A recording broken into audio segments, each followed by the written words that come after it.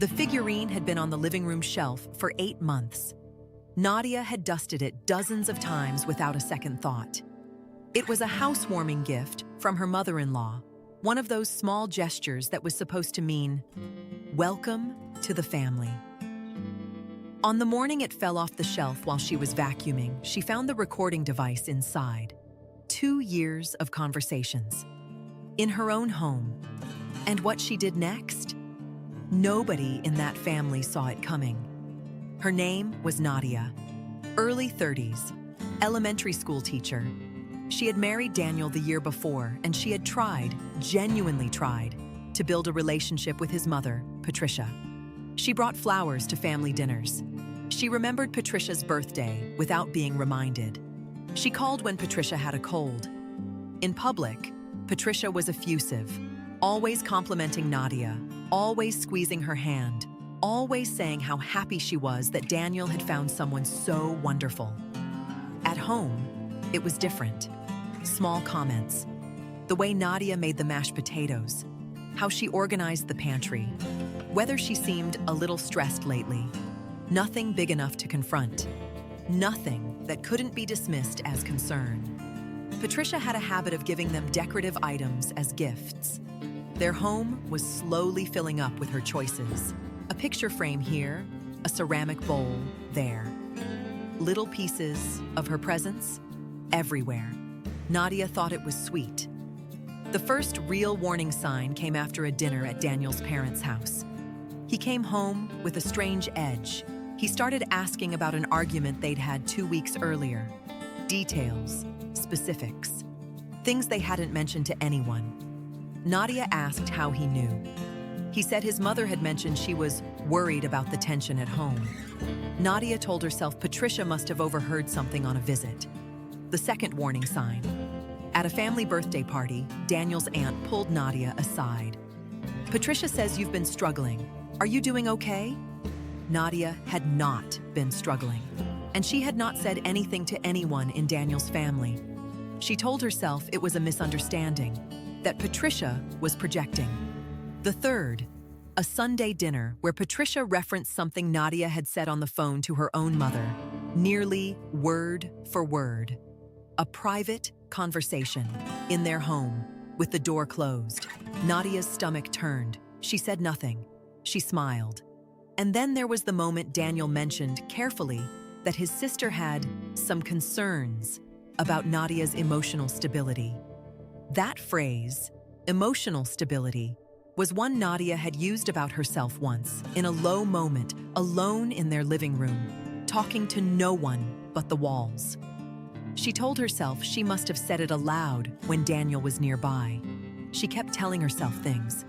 One Tuesday morning, Nadia was vacuuming. She bumped the shelf. The figurine fell and cracked open on the floor. She picked up the pieces automatically and stopped. Inside the hollow base of the figurine was a small device, black, about the size of a thumb drive. She stood very still.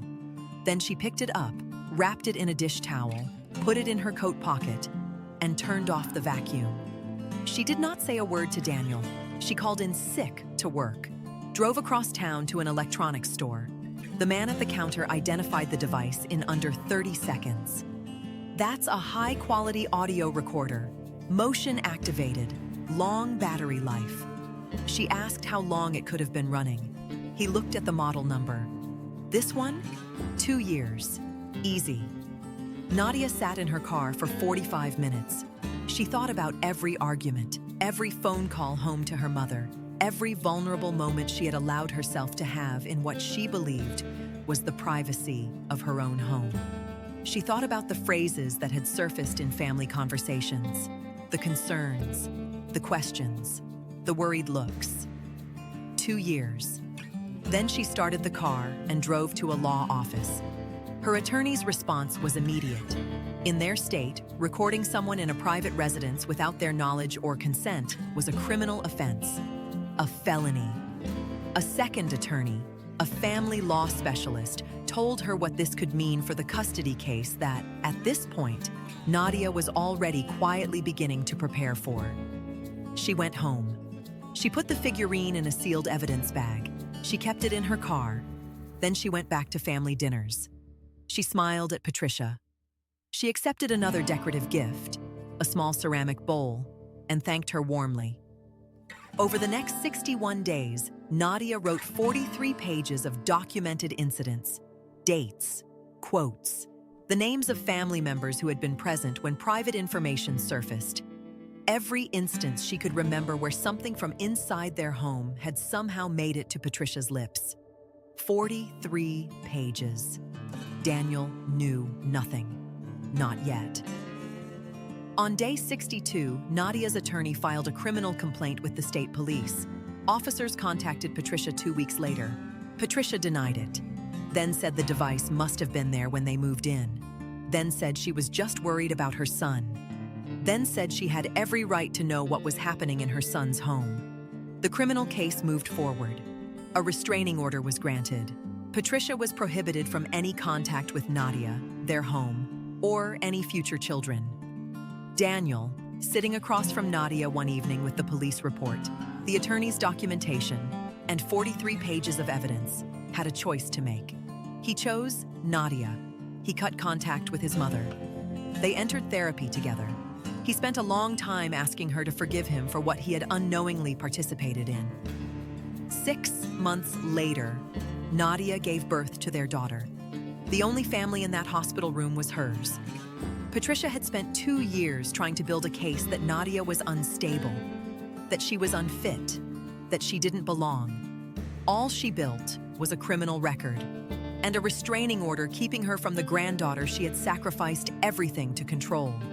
Some people will go to extraordinary lengths to control what they cannot accept. And sometimes, the most powerful thing you can do is exactly what they never expect. Nothing. Not yet. Just watch. Listen. Document. Wait. Because the truth doesn't need your help to come out. It just needs time. If this story hit close to home, subscribe. We share stories like this every week. And if you've ever had your privacy violated by someone you were supposed to trust, tell us in the comments. You are not alone.